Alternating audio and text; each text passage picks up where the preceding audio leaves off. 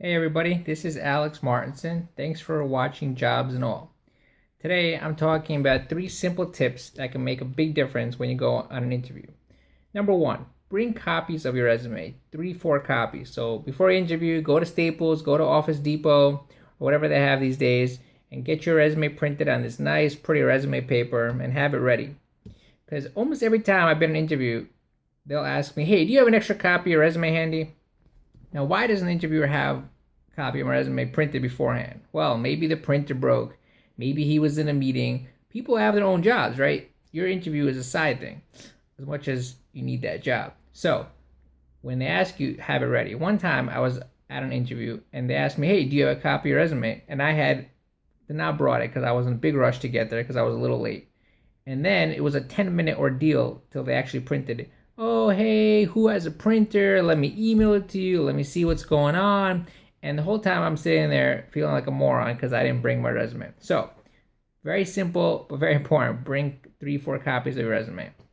Number 2, make sure to have questions for your interviewer. So at some point in the interview, maybe 10 minutes in, maybe 15 minutes in, they're going to turn the tables around on you and say, hey, do you have any questions for me?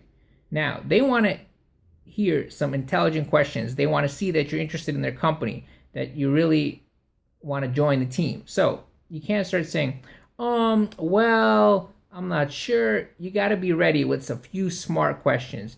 So do your research beforehand, and if you could touch on something that you discussed earlier, that's great.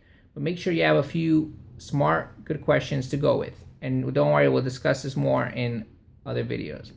So that's the second one. Make sure you got questions ready. Number 3, make sure to send thank you emails. Now, I'm sure everyone knows this. It gets a little tricky because a lot of times you'll meet the person and they'll say, hey, it was nice meeting you. Let's be in touch. But they haven't given you the business card. So how are you supposed to send them an email to say thank you? So I always make sure at the end of an interview, if they have not given you their business card, just say directly, hey, can I please have your business card?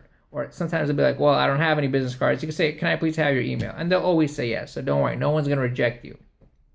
Once you have their email, within, let's say, 12 hours, you could do within 24. I think 12 is better. Send a nice thank you email. It doesn't have to be a whole PhD thesis, but just a few lines touching upon some of the points you discussed and end off, looking forward to hearing from you, etc. And now if you interview with 3 different people, don't send the same exact thing to all 3. Because they do compare notes, and I've been an interviewer, and I'm telling you, we compare notes. If you send the same thing to all 3 people, it sounds canned. So those are my 3 tips. Bring copies of your resume. Make sure to have great questions for the interviewer. And lastly, make sure to send those thank you emails. All right, thanks for watching.